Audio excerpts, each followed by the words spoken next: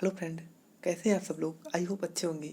तो फ्रेंड, हम फिजिक्स का एक बढ़िया क्वेश्चन सेट लाए हैं, तो बढ़िया एनालिसिस करूँगा। चलो देखते हैं क्वेश्चन को। पहला क्वेश्चन है, जैसे धारिता का विमीय सूत्र है। तो सुनो, अगर धारिता का विमीय सूत्र पूछा गया तो हम धारिता के बारे में पहले जान ले क्या होती है धारिता। धारिता को सी से लिखते हैं। धारिता एक अदिश राशि है, मतलब स्केलर क्वांटिटी है। ठीक, अब धारिता सी इक्वल टू क्या होता है जानो। सी इक्वल टू होता है क्यू अपान वी, पहली बात। दूसरी बात, फैरेड भी इसका एक मात्रक होता है, ये भी जान लो। ठीक, अब सुनो, एक फैरेड बराबर हो जाता है क्यू अपान वी, ये भी जान लो। ठीक, अब आ जाओ, क्यू क्यू की विमा 80 होती है, तो क्यू की विमा हम 80 कर दिया। और वोल्ट जो होता है ml2 होता है, T-3 होता है, ml2 T-3। ठीक, अब यही जो 3 है, अगर m ऊपर ले जाएंगे तो m-1 हो जाएगा। m-1 किस में है देखो, m-1 हो गया। अब l को l-2 हो जाएगा, T4 हो जाएगा और a1 होगा। T4 होगा, a तो a1 होगा। तो इसमें इनमें से कोई नहीं इसका आंसर हो जाएगा। हाँ, इनमें से कोई नहीं इसका आंसर होगा। आगे चलते हैं, दूसरा क्वेश्चन देखते हैं। दूसरा क्वेश्चन है, 0.5 किलोग्राम के वस्तु को कितना ऊपर उठाया जाए कि 2 जूल कार्य करना पड़े। तो हम जानते हैं इसमें m दिया गया है 0.5 जूल, 0.5 किलोग्राम m होता है, और w दिया गया है 2। तो हम जानते हैं इसका सूत्र क्या होता है, mgh। अगर ऊपर जा रहे हैं, हाइट में जा रहे हैं, तो mgh का सूत्र लगता है। तो mgh, रुक जाओ एक मिनट, mgh, यार क्या हो रहा है ये, just a minute wait. mgh equal to 2, तो m का मान है 0.5 गुणे g का मान होता है 9.8 इंटू h बराबर 2।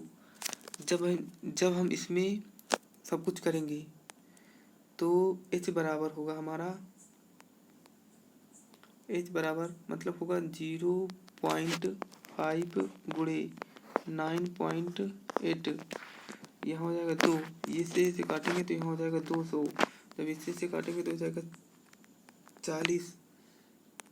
फिर h बराबर आ जाएगा ये 0.408 मीटर आ जाएगा।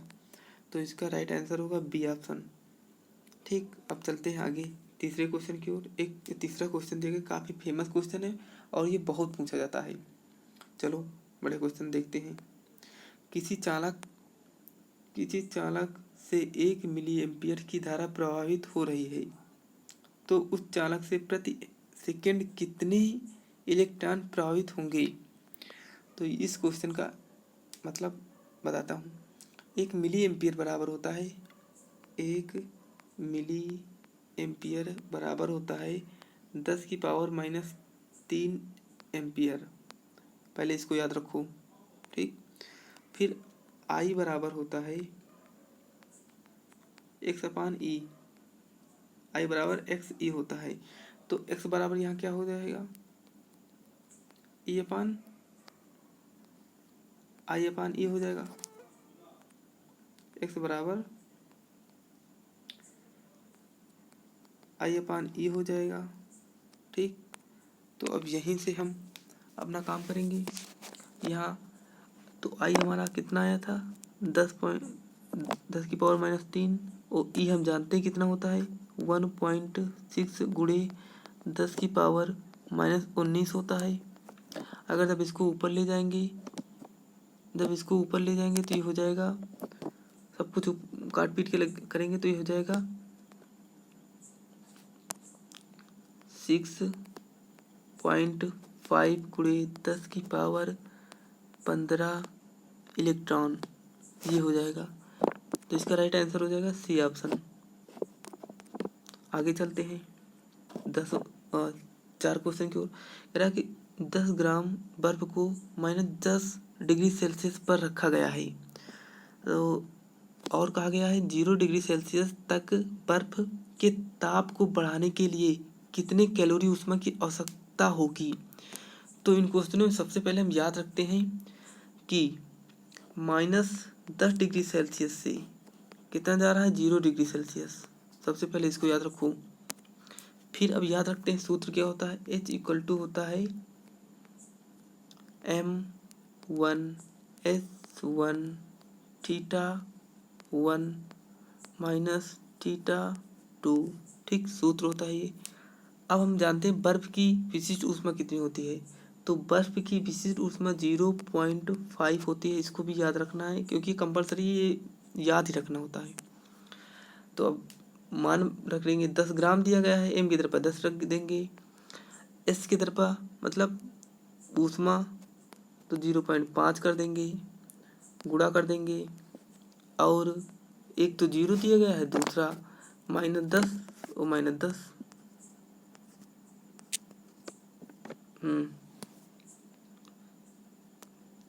कट गया, -10 तो ये हो जाएगा प्लस का, इसको गुणा कर देंगे तो ये हमारा आंसर आ जाएगा 50 कैलोरी। 50 कैलोरी इसका आंसर आ जाएगा। अब सुनो अब आ जाए थ्योरी वाले क्वेश्चन। न्यूमेरिकल थोड़ा दिक्कत होती है यार लिखने में। इसमें आ गया थ्योरी। कह रहा है वायुमंडलीय दाब का अचानक गिर जाना प्रदर्शित करता है। तो जी हाँ दोस्तों, क्या प्रदर्शित करता है? तूफान को प्रदर्शित करता है। ठीक, अब दाब आ जाओ। इसमें दाब जो है ना, बताओ दाब कैसी राशि है? दाब को पी से लिखते हैं। दाब एक अदिश राशि होती है। पी इक्वल टू होता है F/A। ठीक, पी इक्वल टू F/A होता है और इसका दूसरा मात्रक पास्कल होता है, ये भी जान लो। ठीक, अब दाब का जैसे पूछ लिया जाए कि दाब की विमा बताओ। पी इक्वल टू न्यूटन प्रति मीटर स्क्वायर इसका मात्रक हो जाएगा। ठीक, न्यूटन प्रति मीटर स्क्वायर इसका मात्रक हो गया। अब न्यूटन की विमा होती है ml/t-2। न्यूटन की विमा होती है ओ एम्पियर की L स्क्वायर। एक L से एक L कैंसिल हो जाएगा तो इसकी विमा हो जाएगी ml-1 t2। बीमा हो जाएगी ml-1 t-2। तो इसकी बीमा हो गई। आगे चलते हैं। आगे दिया गया है बर्फ की बूंद गोलाकार होती है, इसका कारण क्या है? तो हम जानते हैं कि बर्फ की बूंद जब गोलाकार होती है तो इसका कारण होता है पृष्ठ तनाव। ठीक, पृष्ठ तनाव इसका कारण हो जाएगा ऑप्शन सी। ठीक, अब आ जाओ पृष्ठ तनाव के पूरा मतलब क्लियर कर लेते हैं। पृष्ठ तनाव एक अदिश राशि होती है, इसको भी जान लो, मतलब स्केलर क्वांटिटी। ठीक, पृष्ठ तनाव को टी से लिखते हैं। टी इक्वल टू क्या होता है इसको भी जान लो। टी इक्वल टू होता है F/L। ठीक, और दूसरा इसका इसी का पृष्ठ तनाव का दूसरा मात्रक होता है W/A। ठीक, 2 हो गए। अब आगे सुनो, पृष्ठ तनाव की विमा भी देख लेते हैं। इसमें क्या न्यूटन ml/t-2 न्यूटन की हो गई और L की विमा L ही हो जाएगी, तो इसकी विमा हो जाएगी ml/t-2। भाई देखो, एक क्वेश्चन से 10 क्वेश्चन बता रहा हूँ। ठीक, पृष्ठ तनाव की बीमा हो गई। अब बताओ पृष्ठ तनाव का कारण ससंजक बल होता है। पृष्ठ तनाव का मेन कारण ससंजक बल होता है। ससंजक बल, पृष्ठ तनाव का मेन कारण जो होता है ससंजक बल होता है। पृष्ठ तनाव की प्रकृति वैद्युत चुंबकीय होती है, ये भी याद रखो। पृष्ठ तनाव की प्रकृति वैद्युत चुंबकीय होती, मेन पॉइंट है ये पॉइंट सीधे डायरेक्ट एग्जाम में पुटअप करने वाले क्वेश्चन होते हैं। आगे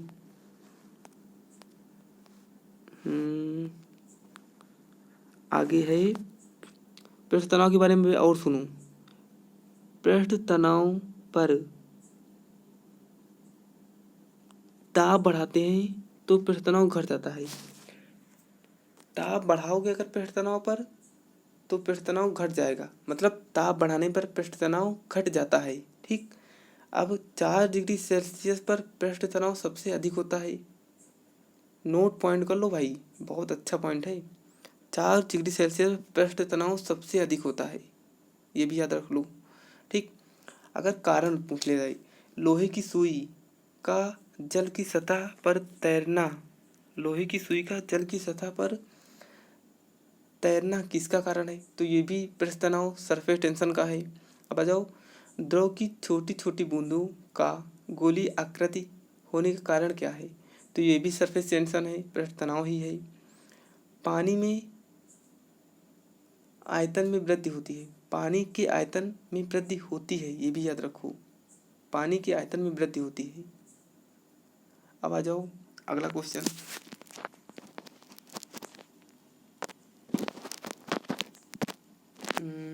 क्वेश्चन है ये, दिया गया है, जाड़े में कभी कभी पानी का नल फट जाता है, इसका मुख्य कारण क्या है? तो हमने अभी बताया, पानी के आयतन में वृद्धि होती है, बहुत इंपॉर्टेंट है, याद ही रखना है।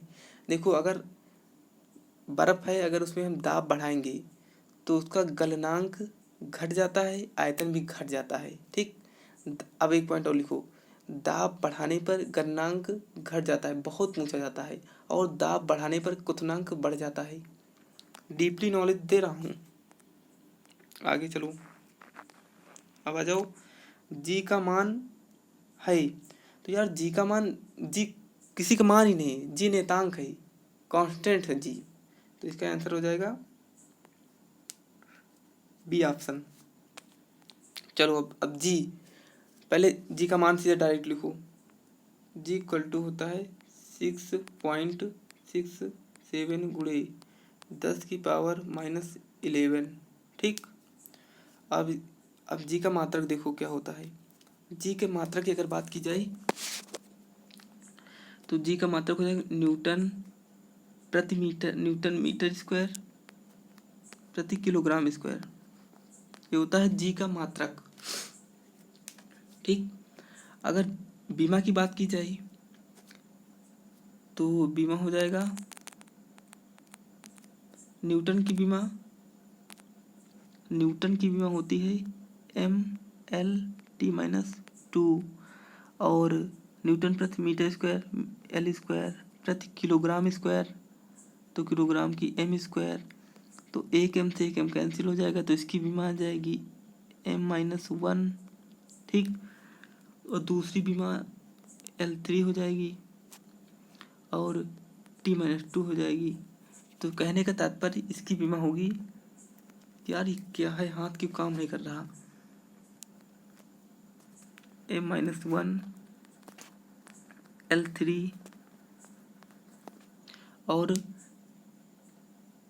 T-2। ठीक, चलो अब आगे इसमें कुछ बताऊंगा अभी। जी का मान कितना होता है? जी का मान अगर पृथ्वी पर बात की जाए तो होता है 9.8 मीटर प्रति सेकेंड स्क्वायर। अगर पृथ्वी के केंद्र पर जी के मान की बात की जाए तो वो होता है 0। अगर चंद्रमा पर बात की जाए तो 1/6 होता है। ठीक, अब पृष्ठ तनाव के बारे में कुछ 4 पॉइंट है, लिख लो। जी बल प्रकृति में, मतलब जी जो है ना, मतलब गुरुत्वाकर्षण बल प्रकृति में पाया जाने वाला बल है। ठीक, गुरुत्वाकर्षण बल प्रकृति में पाया जाने वाला बल है। यह सबसे दुर्बलतम, मतलब वीक फोर्स होता है, वीक।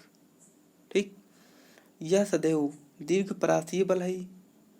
ठीक, और यह सदैव अट्रैक्टिव, मतलब आकर्षणात्मक फोर्स है।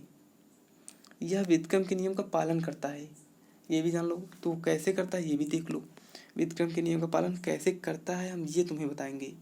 तो F बराबर होता है जी, यार जी m1m2 अपान आर स्क्वायर, तो ये F प्रोपोर्शनल टू 1/r², ये होता है, यही व्युत्क्रम के नियम का पालन करता है। और ये माध्यम पर निर्भर करता है, मतलब जी जो है माध्यम पर निर्भर करने वाला बल होता है। जी माध्यम पर निर्भर करने वाला बल होता है। चलो आगे चलते हैं। बताया गया है स्वतंत्रता पूर्वक फिरली गिरती हुई वस्तु की, अगर कोई वस्तु स्वतंत्रता पूर्वक गिरेगी तो उसमें काइनेटिक एनर्जी मतलब गतिज ऊर्जा बढ़ेगी तथा पोटेंशियल एनर्जी घटेगी। ठीक। अब एक बात सुनो, ऊर्जाएं कितने प्रकार की भी हों उनका मात्रक जूल होता है। ठीक।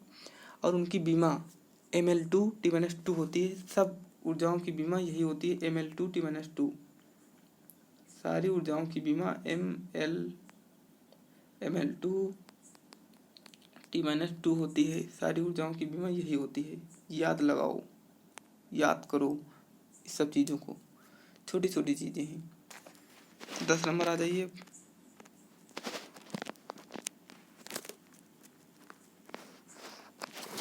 जब कोई पिंड संतुलन अवस्था में होता है, 10 नंबर, जब कोई पिंड संतुलन अवस्था में होता है तो ऑप्शन इसका बी ही सही होगा। अब सुनो कैसे, उस पर बल कार्य कर सकते हैं परंतु उसका परिणामी बल शून्य होगा। समझ गए? मतलब कार्य करेंगे लेकिन परिणामी जो निकलेगा वो शून्य ही निकलेगा। जैसे कोई गोला है, वो आदमी गोला चारों तरफ से घूम रहा है, कार्य कितना हुआ? 0 हुआ। तो ऐसा होता है इसमें। अब आ जाओ 11 नंबर में। वायु में जल वाष्प की मात्रा बढ़ाने पर ध्वनि का वेग। देखो, वायु में अगर जल वाष्प की मात्रा बढ़ा देंगे तो ध्वनि का वेग बढ़ेगा पहले, तो ये बात जान लो। अब सुनो, क्या जो v होता है ना, v किस पे डिपेंड करता है? पहले बात ये जान लो, v जो होता है किस पे डिपेंड करता है?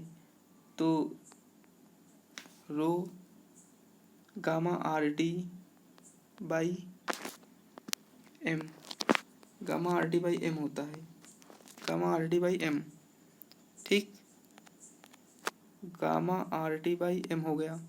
तो ये देखो, ये डायरेक्टली टी पर डिपेंड करेगा और व्युत्क्रमानुपाती एम पे डिपेंड करेगा। ठीक, बाकी ये दाब पे निर्भर नहीं करता है, ये भी जान लो।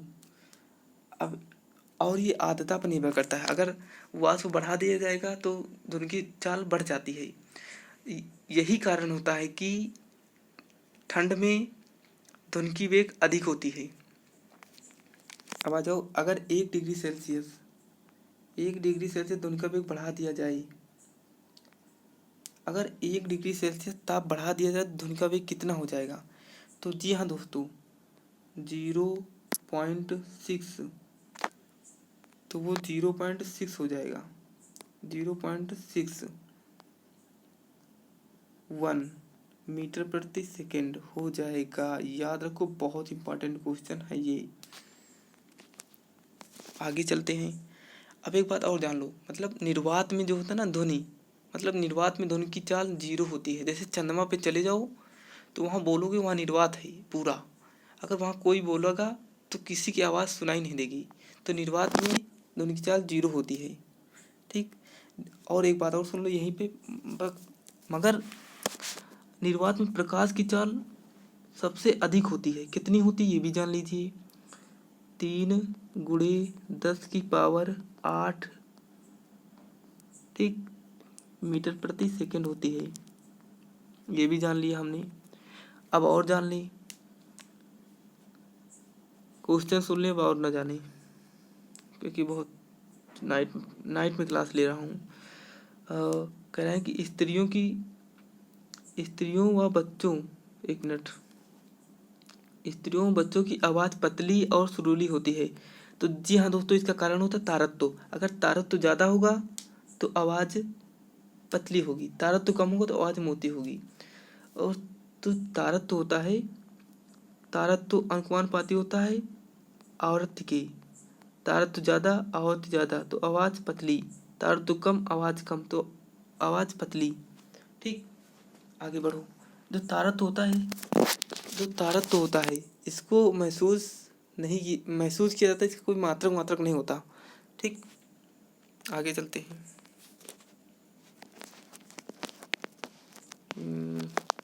एक मिनट को यार क्या हो रहा है, चलो आगे कट जाओ। कह रहा कि कोई मजदूर 3 किलोग्राम की ईंट को 50 मीटर उद्गृत ले जाता है। यदि इस कार्य में उसे 20 मिनट लगते हैं तो मजदूर कार्य करने की दर क्या होगी? तो कार्य करने की दर का सूत्र होता है mgh अपान टी। सूत्र याद करो, mgh/t सूत्र हो गया। तो अब इसमें देखो, रख लो यार, m3 दिया गया है, ठीक, ओ जी का मान रख लो 9.8,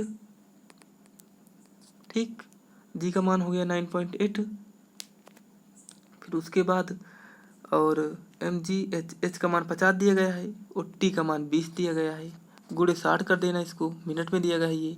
तो इसका आंसर हो जाएगा 2.22 वाट। इसका आंसर हो जाएगा, नहीं, इसका आंसर होगा 1.22 वाट, ठीक। अब ये स्क्रीन छोटी है, मोबाइल में कैलकुलेशन हो नहीं पाएगा, हम सूत्र बता दिए, बस रख लेना, आंसर आ जाएगा। चलो आगे। हाँ, आगे है, स्वस्थ मनुष्य के शरीर का ताप 98.4 फ़ारेनहाइट है, तो सेल्सियस पैमाने पर इसका मान क्या होगा? तो हम जानते हैं अगर फ़ारेनहाइट में इतना है तो सेल्सियस में 36 हो जाएगा, 36.9 या 37 हो जाएगा ऑप्शन के हिसाब से। ओ डिग्री सेल्सियस तो रहेगा ही, इसका ऑप्शन बी हो जाएगा। अगर यही कह दिया कि बताओ केल्विन में, तो केल्विन में 310 हो जाएगा, 310 केल्विन हो जाएगा, ठीक। चलो आगे चलते हैं। बताएं, ठीक। निम्नलिखित में से किस ताप पर फ़ारेनहाइट व केल्विन पैमाने एक समान होते हैं? तो वो होते हैं डी ऑप्शन में, 574 में, 574 में होते हैं समान। अब सुनो, फ़ारेनहाइट तथा केल्विन पैमाना कभी नहीं, सुनो, गलत बता रहा हूँ। केल्विन पैमाना कभी ऋणात्मक नहीं होता, कभी ये ऋणात्मक नहीं होता। केल्विन पैमाना कभी ऋणात्मक नहीं होता है। -40 डिग्री सेल्सियस पर केल्विन और फ़ारेनहाइट, केल्विन और फ़ारेनहाइट सदैव समान पाठ्यांक पढ़ते हैं, ये भी याद रख लो, ठीक। चलो आगे चलते हैं। अब आगे आ जाओ 16 नंबर में। किसी तापमान पर पानी का घनत्व अधिकतम होता है, तो कौन सा ताप होता है? तो वो ताप होता है 4 डिग्री सेल्सियस पर घनत्व अधिकतम होता है। तो 4 डिग्री सेल्सियस पर घनत्व अधिकतम होगा तो रो इक्वल टू होता है m/v, रो इक्वल टू होता है m/v, रो इक्वल टू होता है m/v, ठीक। अगर रो होता है घनत्व, m/v होता है आयतन। देखो, अगर हम रो को ज़्यादा करेंगे फिर हमारा जो आयतन होगा कम होगा, समझ गए। अब इसी तरह पूछ लिया जाए कि घनत्व आयतन अधिकतम किस में होगा, तो आयतन 4 डिग्री से आगे आयतन अधिकतम होगा। आगे देख लो 17 नंबर क्वेश्चन। वर्णनाता से पीड़ित व्यक्ति निम्नलिखित में से किस रंग को नहीं पहचानता? तो जी हाँ दोस्तों, वो होता है सी ऑप्शन, लाल और हरा। जिस आदमी की वर्णनाता होती है वो लाल और हरे रंग की पहचान नहीं कर पाता है, ये जान लीजिए। चलो आगे चलते हैं 18 नंबर की ओर। 18 क्या 19 20 आ गया यार, 18। चलो ठीक है, गैप हो गया होगा। चलो ठीक, इसको देखो, आदर्श वोल्ट मीटर का प्रतिरोध होता है। तो हम जानते हैं आदर्श वोल्ट मीटर का प्रतिरोध अनंत होता है। आदर्श वोल्ट मीटर को सदैव हम समांतर क्रम में जोड़ते हैं, सबसे पहले इसको भी जान लो। अब चलो 21 नंबर में, वाट गुणे घंटा पाने 1000 से करो इसको, तो वाट कर देंगे गुणे घंटा कर देंगे और 1000 कर देंगे, तो ये आएगा 63। जब इसको कैलोरी बनाएंगे तो 1000 से गुणा कर देंगे तो ये आ जाएगा 63,000 कैलोरी। ऑप्शन बी का आंसर हो जाएगा। आगे चलता हूँ, आगे है किसी ध्वनि तरंग का तरंग दैर्ध्य 0.6 मीटर है तथा वेग 330 मीटर पर सेकेंड है तो उसकी आवृत्ति क्या होगी। तो हम जानते हैं आवृत्ति होती है v equal to n lambda, v equal to होती है एन लैम्डा। तो n बराबर हो जाएगा v अपान लैम्डा। तो यहाँ पे v कितना दिया गया है, v दिया गया है 330, लैम्डा दिया गया है 0.6। तो जीरो वो पॉइंट काटेंगे, जीरो ऊपर चला जाएगा, इसको काटेंगे तो ये आ जाएगा 550 हर्ट्ज। तो इसका आंसर हो जाएगा बी ऑप्शन। ठीक, अब आ जाओ आगे।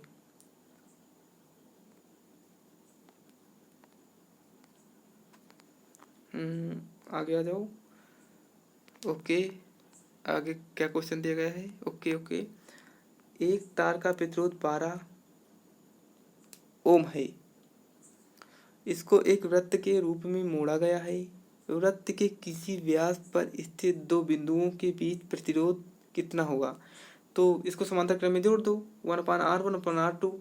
तो देखो सूत्र क्या होता है, पहले समांतर क्रम का ये भी जान लीजिए, 1/r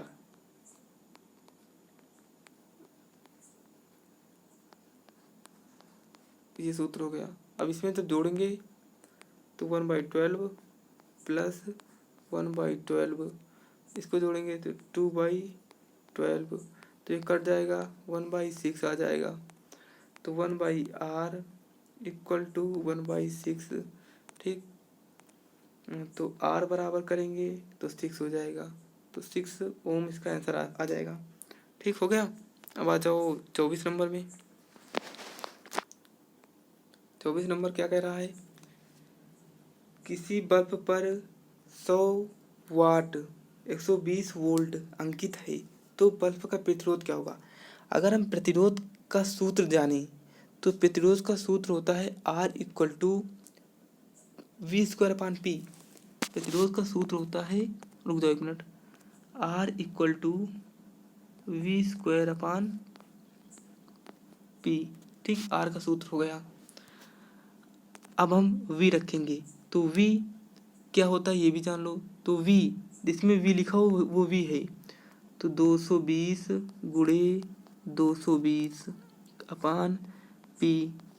1 0 से 1 0 कैंसिल, 1 0 से 1 0 कैंसिल, तो 484 इसका आंसर आ जाएगा ओम, 484 ओम। अब आ जाओ 25 नंबर में।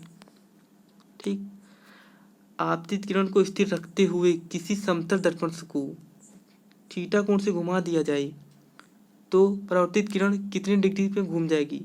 तो जी हाँ दोस्तों, वो अपने दुगुना से घूमती है, 2 थीटा से घूम जाएगी। अगर इसी तरह परावर्तित किरण को स्थिर रखते हुए किसी समतल दर्पण को थीटा कोण से घुमा दिया जाए तो परावर्तित किरण कितने घूम जाएगी, तो थीटा/2 से वो घूम जाएगी। तो ठीक है, अगर वीडियो अच्छा लगा है तो यार लाइक कर देना, बाकी आपके लिए तो सब सही अच्छी बात है ही।